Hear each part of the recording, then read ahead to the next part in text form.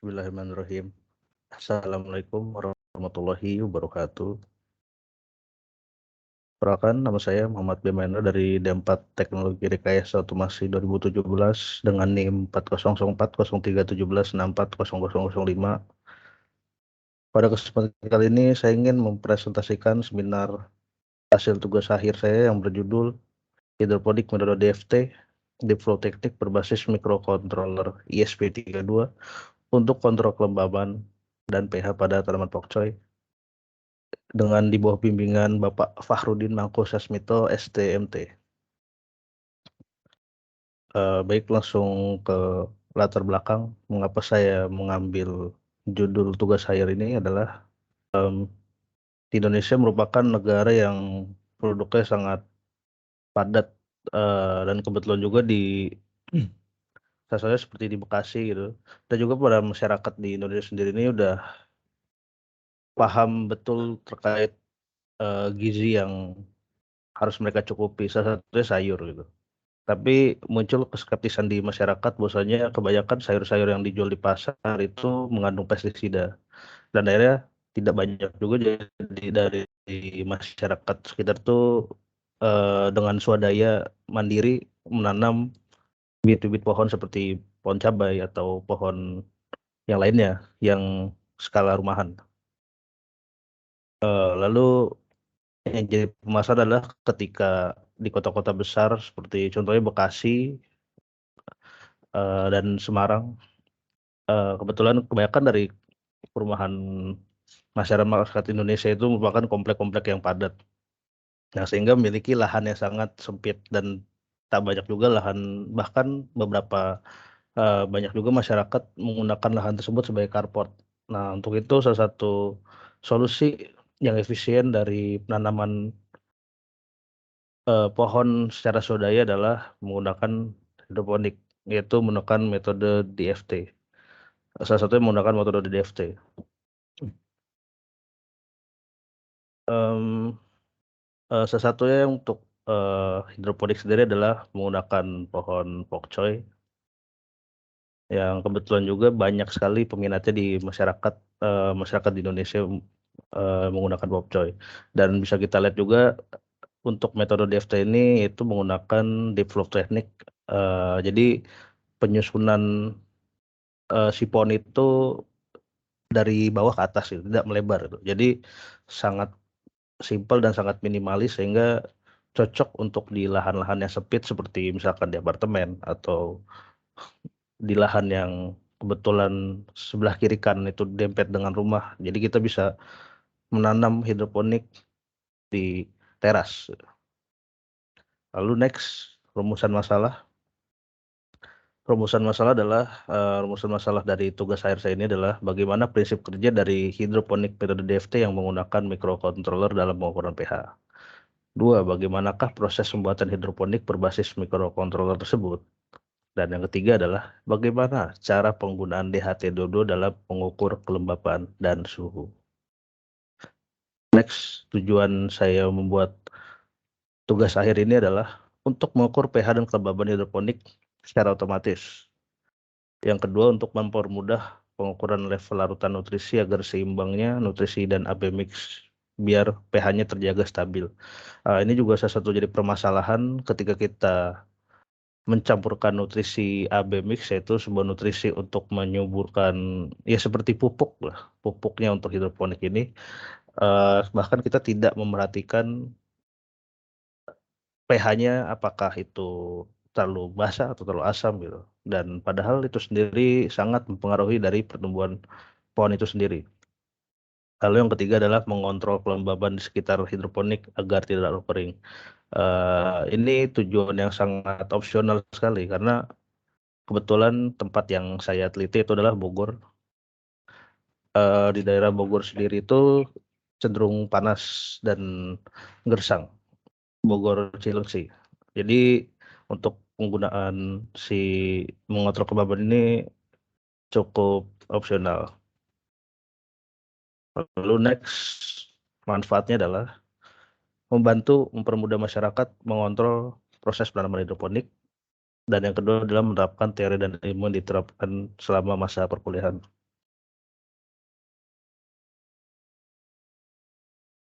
Lalu batasan masalah dari tugas akhir saya adalah sistem kontrol pada hidroponik DFT berbasis microcontroller ISP32, dan yang kedua adalah modul sensor pH untuk mengukur sirkulasi pH air hidroponik. Modul sensor pH.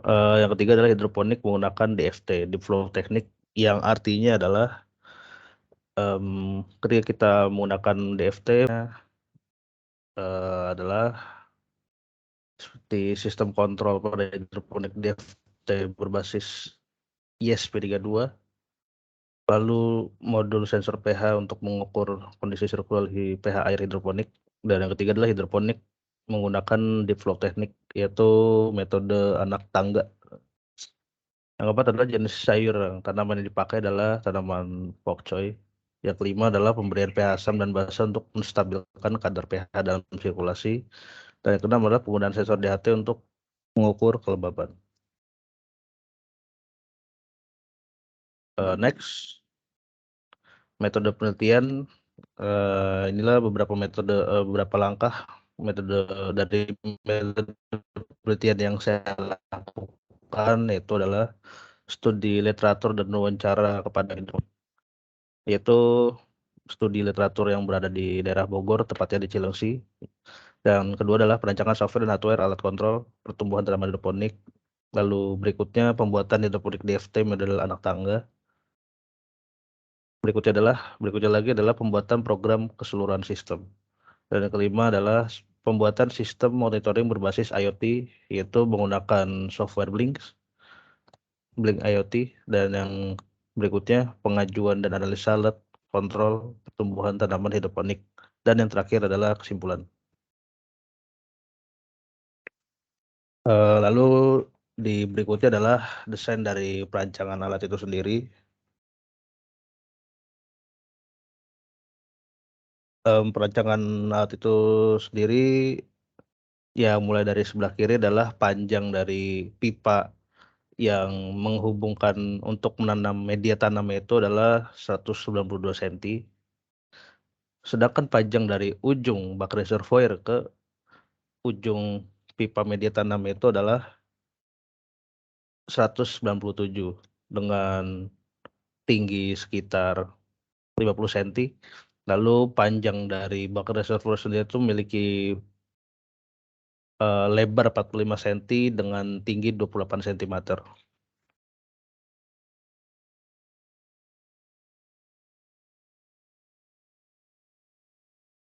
Dan bisa kita lihat di sebelah kanan, yaitu nomor 1 adalah yang tadi saya sebutkan adalah media tanam itu sendiri. Media tanam tempat ditanamkannya hidroponik yang berbentuk lubang atau hole. Yang kedua adalah tempat media pembagian dari sirkulasi air itu sendiri yang menghubungkan dari bak reservoir menuju media tanam. Yang ketiga adalah pipa dari output sirkulasi eh, sirkulasi dari media tanam itu sendiri yang berakhir di akan balik lagi ke bak reservoir. Yang keempat, yang terakhir adalah bak reservoir adalah bak kontrol di mana kita menaruh eh, nutrisi A dan B mix, mencampurkan di situ semuanya dan mengontrol pH. Mengontrol pH. Lalu berikutnya adalah blok diagram. Dari blok diagram sendiri dapat kita lihat bahwa yang pertama itu adalah catu daya. Catu daya itu terhubung dari sumber 220 volt menuju catu daya, yaitu PSU, dan PSU menghubungkan ke sensor DHT22 dan sensor pH menggunakan kabel jack, kabel jack. Lalu maaf, saya ralat untuk dari catu daya ke SP32 menggunakan kabel jack, lalu menghubungkan ke pin sensor DHT dan dari pin ISP32 ke sensor pH. Lalu relay yang terhubung ke pompa. Untuk secara jelasnya di skematik alat di skematik alat itu adalah saya akan jelaskan, yaitu dari plus PSU menuju normally close relay, dari min PSU menuju ke ground pompa itu, dan plus minus dari PSU itu sendiri langsung terhubung ke kabel jack di board ISP32, lebih tepatnya di driver ISP32. Lalu plus pompa itu menuju relay 1, 2, common relay 1, common relay 2, dan common relay 3. Dan untuk pinnya sendiri yaitu pin 18, 19, dan 21 terhubung ke 3 relay karena saya menggunakan 3 aktuator yaitu relay 1, 2, dan 3. Lalu pin 33 terhubung ke PH, sensor PH, sedangkan pin 32 terhubung ke DHT22. Adapun hasil dari perakitan hardware dan mekanik ini yaitu pertama-tama adalah melakukan pengecetan ulang karena kebetulan box yang saya beli ini box bekas, jadi diperlukan pengecetan ulang guna menghindari namanya itu proses pengkaratan. Lalu setelah itu di sebelah kanan itu ada proses wiring dan pengeboran lubang-lubang supaya bisa fit in komponennya ke box panel yang disediakan. Lalu berikutnya adalah flowchart. Dari flowchart ini bisa terlihat bahwasanya memiliki dua sensor, ya, dan akan saya jelaskan. Yang pertama adalah dimulai terlebih dahulu, dan ketika dimulai masuk ke set value yaitu input dari yang kita inginkan. Lalu berikutnya adalah setelah set value itu pembacaan dari sensor PH dan DHT22. Lalu setelah pembacaan sensor berikutnya masuk ke decision, yaitu ketika situasi yang kita inginkan apakah itu ideal atau tidak, apakah itu berdasarkan yang kita inginkan atau tidak. Ketika sensor PH itu membaca sekitar 6,5 sampai 7,5, itu menandakan bahwa saya PH di dalam bak reservoir itu ideal. Tapi ketika PH tidak sesuai, katakanlah di bawah 6,5 atau di atas dari 7,5, terlalu basah atau asam, maka sensor akan mengulang pembacaan dan men-trigger supaya relay dari pompa DC itu menyala, pompa peristaltik menyala, sehingga si pompa itu akan mengeluarkan cairan. Ketika misalkan terlalu asam, akan mengeluarkan cairan basah sehingga menstabilkan pH di bak reservoir ataupun sebaliknya. Lalu untuk DHT sendiri itu ketika DHT kelembabannya di bawah 35 derajat karena itu terlalu kering, maka itu akan men-trigger relay supaya menyalakan pompa DC, sehingga akan men-spray lingkungan sekitar dari hidroponik itu sendiri agar kelembaban itu meningkat. Katakanlah kelembaban ketika di atas 40 derajat, maka pompa tersebut akan berhenti. Lalu setelah pompa berhenti, lalu ketika misalkan semua sudah sesuai dengan apa yang kita inginkan, dengan input dari bak reservoir itu dan hidroponik itu sesuai yang kita inginkan, maka si pompa itu akan berhenti dan selesai. Next, kita masuk ke pengujian hasil dan analisa.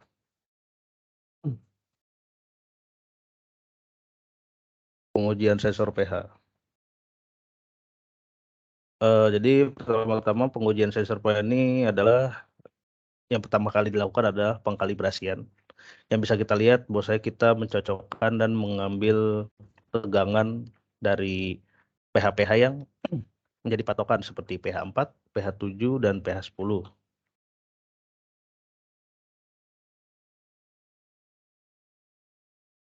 Dan pengkalibrasian sensor ini bertujuan untuk mengetahui tegangan pH, tes sensor pH, sehingga pH dapat mengukur kadar pH pada cairan yang dipantau. Langkah pertama untuk mengkalibrasi adalah menghubungkan peralatan sesuai grafik, yaitu elektroda pH terhubung ke konektor BNC pada papan pH meter. Dan kemudian gunakan jalur koneksi papan pH meter terhubung ke port analog 0 dari pengontrol Arduino. Saat pengontrol Arduino mendapatkan daya, akan terlihat LED biru di papan menyala, lalu unggah kode sampel ke pengontrol Arduino atau Arduino ID. Masukkan elektroda pH ke larutan yang nilai pH-nya 7 atau langsung hubungkan input ke konektor BNC, lalu buka monitor serial Arduinoid. Dalam kasus ini ketika pH 7 kita bisa meng-short-kan si modul tersebut dengan langsung menggunakan kabel, lalu nilai pH tercetak di atasnya dan kesalahan tidak melebihi 0,3.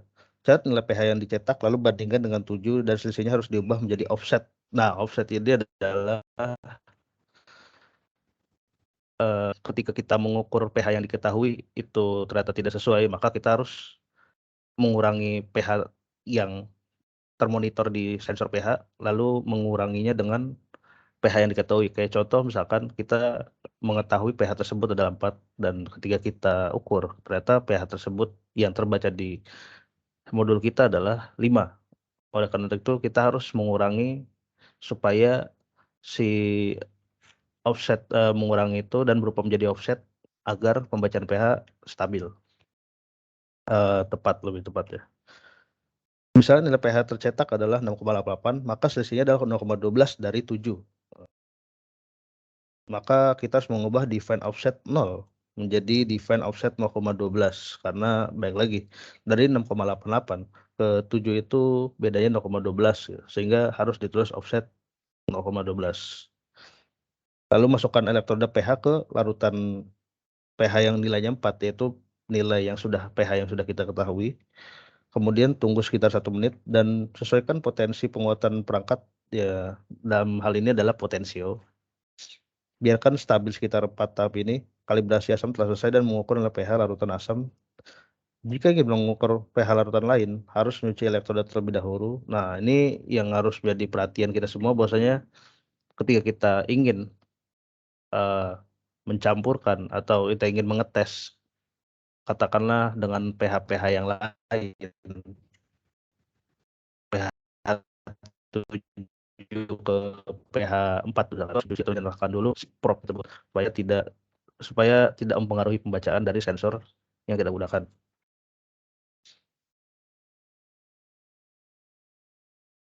Lalu dilihat dari tabel di atas itu merupakan tabel yang didapatkan dari hasil pengkalibrasian kita ketika kita melihat nilai 404, nilai pH 4 itu berada di tegangan pH 2, 2,3, 2,03 lebih tepatnya.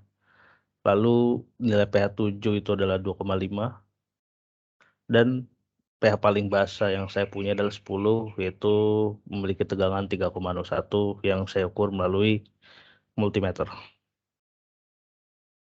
Next, pengujian sensor pH.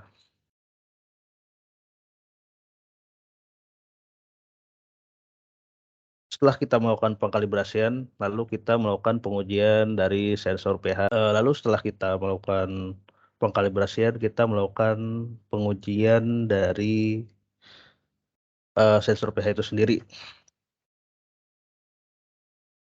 Itu seperti contoh dari penguji itu sendiri kita menggunakan pH asam dan basa untuk mengetahui ketepatan dengan sensor pembanding.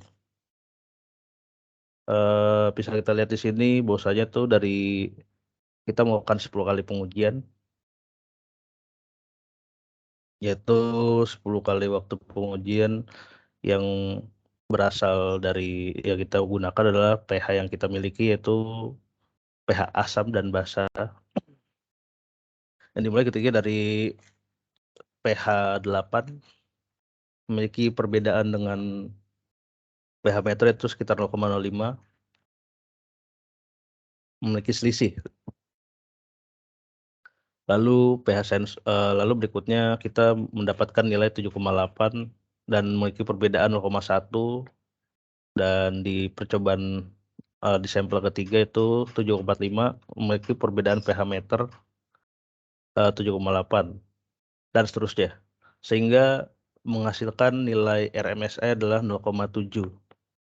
Nah, nilai ini didapatkan dari hasil, yang kita amati atau lebih tepatnya sesuatu lingkungannya kita kendalikan gitu. Tapi bila hasil tersebut tapi bisa jadi hasil ini tidak tepat, maksudnya tidak begitu tepat karena beberapa faktor seperti faktor dari luar itu sendiri. Karena baik lagi pengujian sensor ini dilakukan ketika kondisi lingkungan diatur oleh, penguji gitu. Dan bisa kita lihat di sini, di grafik tersebut menjelaskan bahwasanya pH tertinggi adalah 8, yaitu pembacaan dari netral ke tingkat paling basa yaitu pH 8, itu memerlukan waktu sekitar 15 detik. Sedangkan untuk pembacaan dari netral ke paling paling asam, itu kita lihat dari 2236, detik ke-12 menuju ke 223629, yaitu memerlukan sekitar 18 detik untuk pembacaan dari pH asam.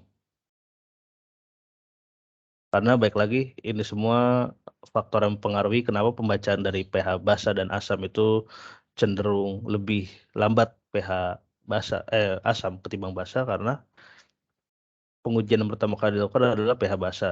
Jadi ketika pada saat itu kondisi bak kontrol dari yang kita uji, itu sedang dalam fase, eee, basa dan ketika kita mencampurkan ke netral itu ke asam itu membutuhkan asam yang sangat banyak sehingga memperlambat pembacaan dari si, sensor pH tersebut, makanya memiliki waktu rentan yang cukup agak lama ketimbang pembacaan dari sensor, pH ke bahasa Inggris itu hanya memerlukan waktu sekitar 5 sampai 10 detik, sedangkan untuk pembacaan dari asam itu sendiri memerlukan waktu 18 dan hampir 20 detik.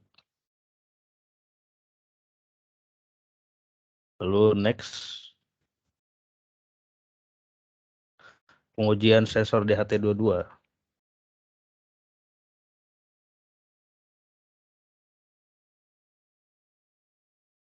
Lalu pengujian sensor DHT2 ini bertujuan untuk menguji kemampuan sensor mendeteksi suhu dan kelembaban di lingkungan sekitar hidroponik DHT22.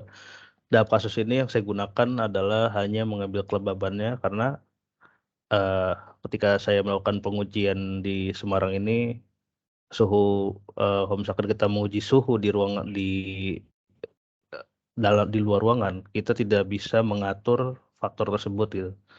Jadi kebetulan juga yang saya uji ini adalah sampel tahun lalu, sekitar bulan September, yang kebetulan di mana itu suhunya sedang cenderung turun, suhunya cenderung menuju hujan gitu.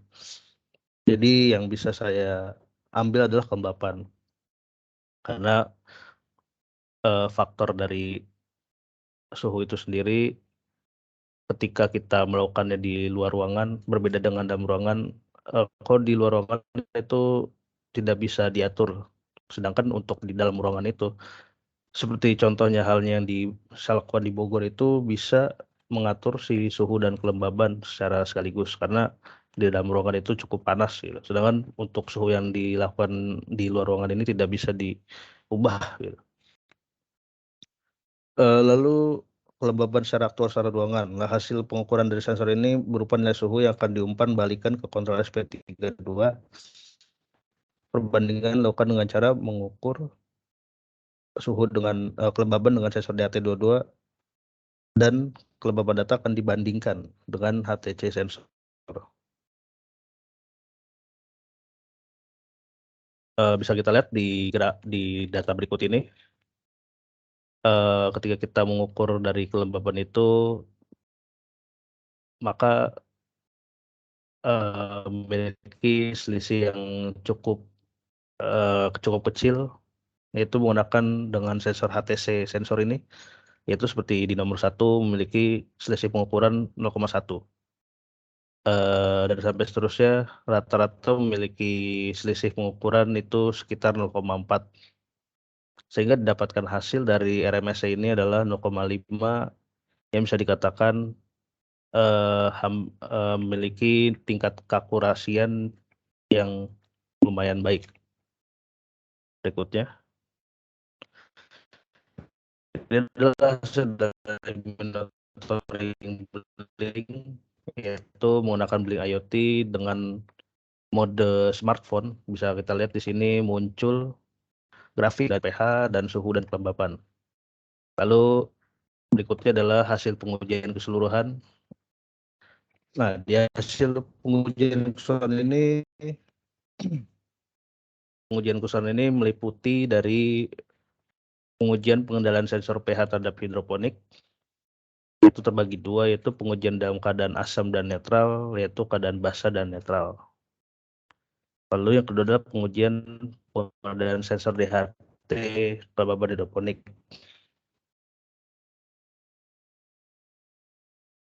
Pengujian modern pompa basa dan asam terhadap pengukuran pH hidroponik ketika pompa hidup dan pengaturan pH agar tetap stabil. Proses pengujian dilakukan dalam rentang waktu 3-5 menit atau lebih tepatnya itu sekitar 200 sampai 300 detik, dengan masing-masing dilakukan 3 kali untuk sensor pH, yaitu asam ke netral dan basa ke netral.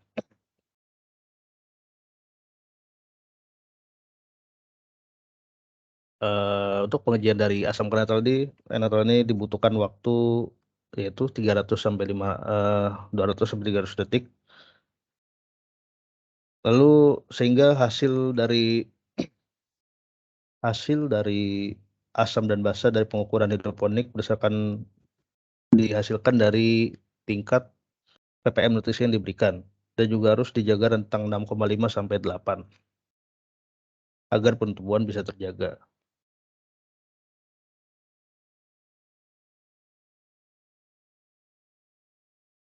Next, yaitu kita bisa melihat di sini sebenarnya grafik percobaan ke-1 ini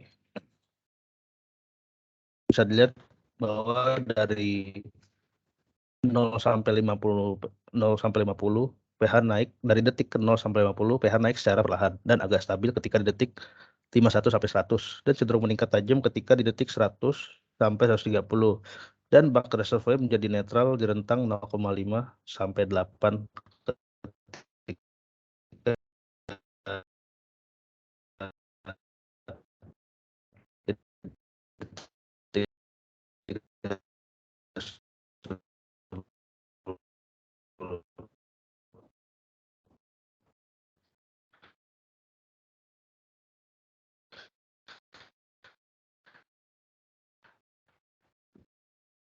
bisa dilihat grafik percobaan ke-1 di tampilan berikut sebelah kiri. Grafik pH dalam bak reservoir cenderung stabil di detik 100 sampai 180 dan meningkat di detik 200 sampai seterusnya. Dalam proses ini sampai selesai. Tapi bisa kita lihat bahwa saya tuh ketika di percobaan kedua ini hampir menyentuh dari batas si basa itu sendiri, yaitu titik 8. Sehingga pada akhirnya di detik ke-200 itu pH menjadi cenderung stabil.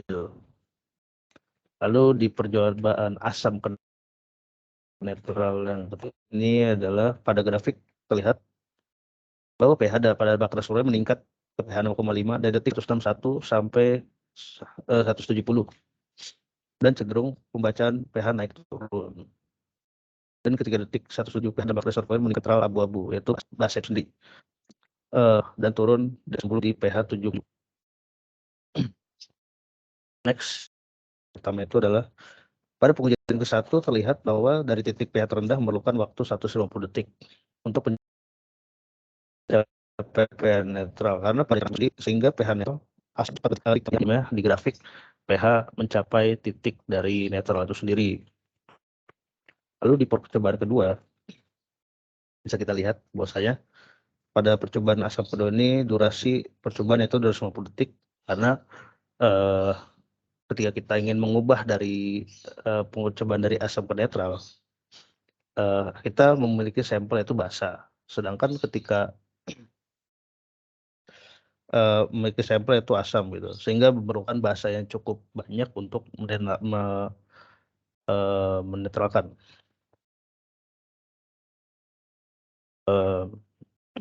Lalu bisa kita lihat di percobaan kedua ini durasi itu mencapai 250 detik karena akibat dari percobaan yang pertama 50 detik lebih lama dari percobaan satu. Terlihat di tabel bahwa dari pH 4,14 sampai pH 5,77 membutuhkan waktu 190 detik untuk menyentuh angka 6,93 di detik 200. Dan berikutnya di pH di percobaan ketiga yaitu dari asam ke netral. Dan percobaan ketiga terlihat bahwa dari detik 0 sampai 40 pH dalam bak reservoir meningkat dari pH 3,97 hingga pH 5,7 dengan stabil di 5,45 sampai 5,7 selama 80 detik dan meningkat ke pH 6,7 dan pH 6,7 di detik 160. Lanjut kita menuju pengujian dari sensor pengujian dalam keadaan basah netral. Bisa kita lihat dalam grafik percobaan ke-1 pengujian basah ke netral. Grafik terlihat bahwa pembacaan pH dalam bak reservoir detik 50 di pH 9 cenderung ke pH 8,5. Lalu pH dalam bak reservoir pun turun signifikan ketika di detik 100 ke pH 8,5 dan stabil di titik netral di detik ke 120 hingga 300 dan bacaan pH terendah adalah 0,8 di detik 240. Lalu di grafik kedua kita dapat melihat bahwa dalam grafik terlihat bahwa pH turun signifikan dari detik 90 menyentuh ke pH 8,5, 8,5 di detik ke-10 dan ketika titik 0 detik ke-10 hingga 200 dengan bacaan pH paling rendah di pH 65 yaitu di detik 260. Lalu di percobaan ketiga itu pada detik ke-40 hingga detik 55 hadir bak reservoir mengalami penurunan pH yang signifikan dan pH stabil di titik netral mulai dari detik 55 sampai 300 serta pH terendah yang diamati sebesar 6,3 pada detik 258. Lalu kita lihat dari grafik keseluruhan dari tabel, maksudnya mohon maaf dari tabel. Pada tabel di atas kita dapat melihat bahwa pH tertinggi dalam bak reservoir adalah 9,26. Nah, pada tabel yang pertama, dalam bak reservoir turun di detik 60 lalu turun ke pH 7,19 dan titik netral di detik 180 hingga 300. Lalu pada percobaan yang kedua yaitu tabel 2 terlihat bahwa pH tertinggi bak reservoir adalah 9,08. Itu baik lagi akibat dari kita menggunakan bak reservoir yang sama serta akibat dari penggunaan sensor dari cairan basah untuk menurunkan ke netral itu menggunakan asam.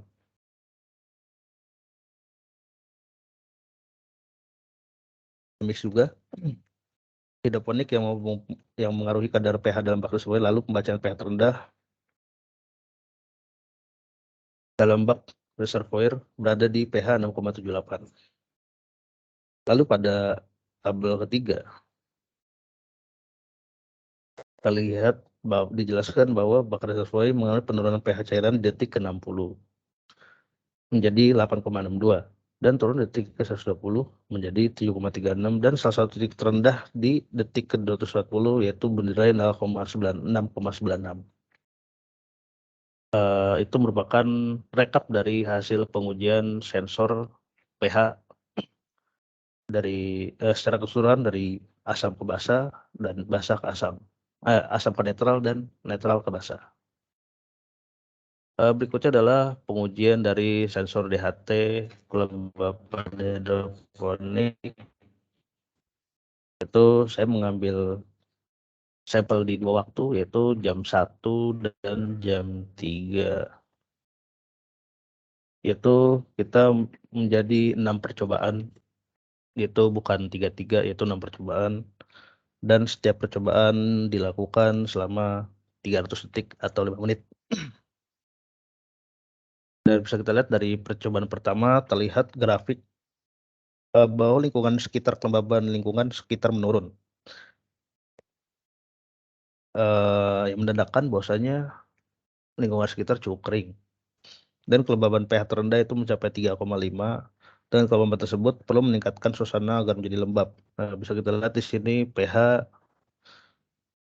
cenderung menurun dari 36,5 ke nilai 35, yaitu menandakan bahwasanya sudah hampir menyentuh dari set point.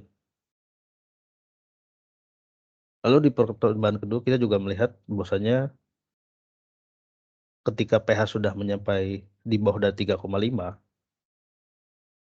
yang artinya itu menandakan bahwasanya si pH itu si sensor DHT itu sendiri, men-trigger supaya si pompa menyala, lalu akan meningkatkan kelembaban dari lingkungan sekitar hidroponik itu sendiri.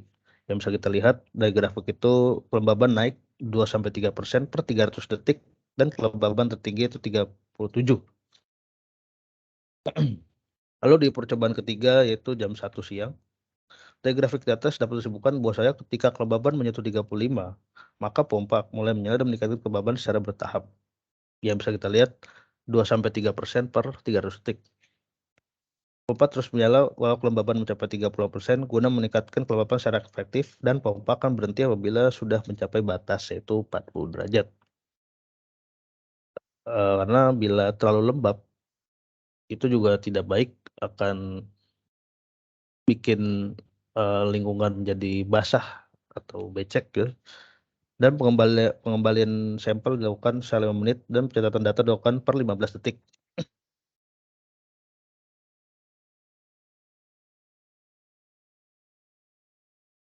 Lalu di percobaan ke-4 sampai ke-6 ini kita lakukan di jam yang berbeda, yaitu pada pukul 3. Bisa kita lihat bahwasanya di grafik yang ditampilkan terlihat bahwa kelembaban stabil di angka 51%, yang menandakan bahwasanya kelembaban pada pukul 3 di sekitar lingkungan hidroponik itu cenderung stabil dan selama 0,01 turun 0,01% setiap, per menitnya. Lalu di percobaan kelima ini, dari grafik di atas terlihat, di grafik, yang ditayangkan terlihat bahwa kelembaban cenderung menurun yang menekan lingkungan sehingga sekitar lingkungan agak mengering, tapi dalam kelembaban yang cukup baik, di atas, 30% karena baik untuk pertumbuhan. Nah, bisa kita lihat lagi, dari kelembapan itu cenderung turun, tapi tidak turun ke angka 35%, tapi lebih tepatnya turun angka 40, angka 50. Jadi bisa dibilang cukup aman, masih cukup aman untuk hidroponik itu sendiri. Dan di percobaan ke-6 ini dari grafik terlihat bahwa kelembaban cenderung turun 0,01%. Iya, seperti percobaan keempat, secara bertahap dengan rata-rata penurunan 0,01% di tiap menitnya, sehingga dapat disimpulkan bahwa pada pukul 15.00 lingkungan sekitar hidroponik cukup lembab dan bagus untuk pertumbuhan pokcoy tanaman.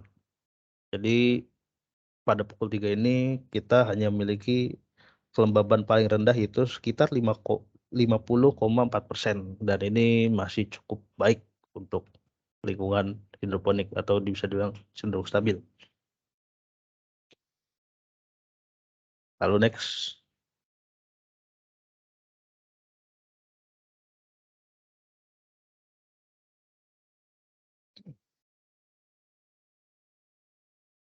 Dan di hasil dari pengujian ini, bisa kita lihat tabelnya, yaitu pengujian yang dilakukan setiap 300 detik. Pada percobaan ke-1 ini dari tabel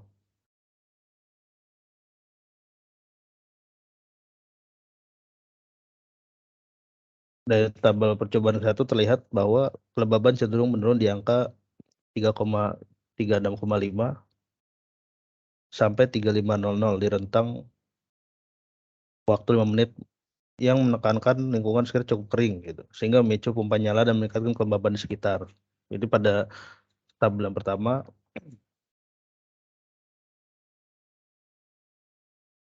lalu kita bisa lihat pada tabel yang kedua itu kelembaban mulai meningkat dikarenakan dari pompa yang sudah mulai menyala, sehingga kelembaban hampir menyentuh, pada pengujian kedua ini pompa, DHT atau kelembaban menyentuh angka 37%. Lalu yang ketiga adalah dari tabel, DHT atau kelembaban lingkungan sudah menyentuh di angka 40% yang menandakan bahwasanya lingkungan sudah cukup stabil dan sudah cukup lembab sehingga dapat menjaga efisiensi dari pertumbuhan hidroponik itu sendiri. Dan kalau di tabel dari percobaan ke-4, ke-5, dan ke-6 itu sendiri bisa terlihat bahwa, eee, gejala yang terjadi hanya penurunan 0,01% kelembaban per menitnya, yang menandakan bahwasanya kelembapan itu menurun, tapi masih dalam angka yang cukup stabil, tidak turun sampai 30%. Lalu berikutnya adalah hasil dari perkembangan tanaman yang saya lakukan, yang dilakukan oleh, dari tanaman hidroponik ini sendiri, yaitu adalah pada hari ke-3, ke-7 tinggi dari tanaman itu sekitar 5 sampai 8 sentimeter, yaitu sebelum kita lanjut ke planning atau menaruh di plan hidroponik, langkah yang pertama kita lakukan adalah menyemai terlebih dahulu, yaitu selama 7 hari atau lebih tepatnya di hari ke-8 sampai hari ke-8. Jadi kita setelah membibit, kita menggunakan rock wool dan mulai memasukkan bibit tersebut ke dalam rock wool, lalu disiram dengan air yang secukupnya, tidak terlalu banyak.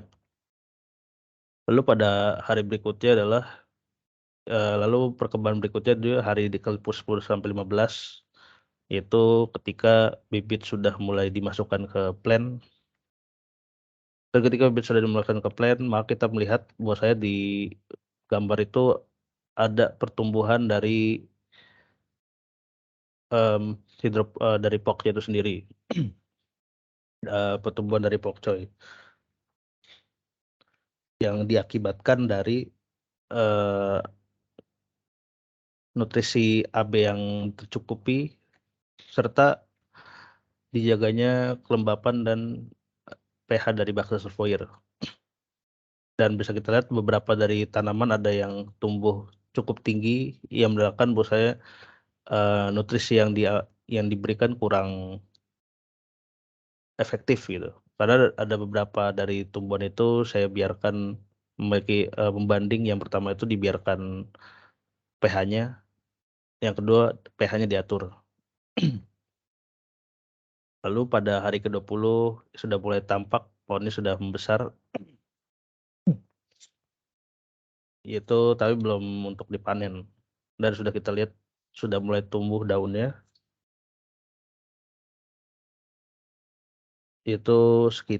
daunnya itu dengan besar sekitar 5 sentimeter.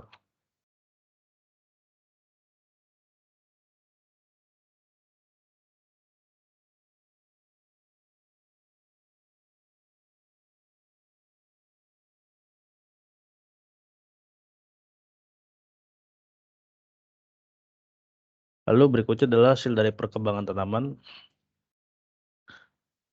yang bisa kita lihat bahwa dari hasil perkembangan tanaman ini dari mulai tunas, dari mulai daun hingga akar itu memiliki panjang sekitar 15 senti. Lalu dari akar bawah, dari paling ujung akar itu memiliki panjang sekitar 15 sentimeter.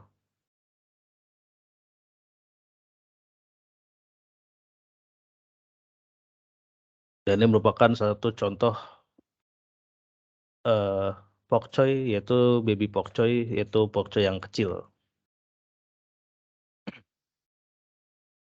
Lalu kesimpulan yang dapat diambil adalah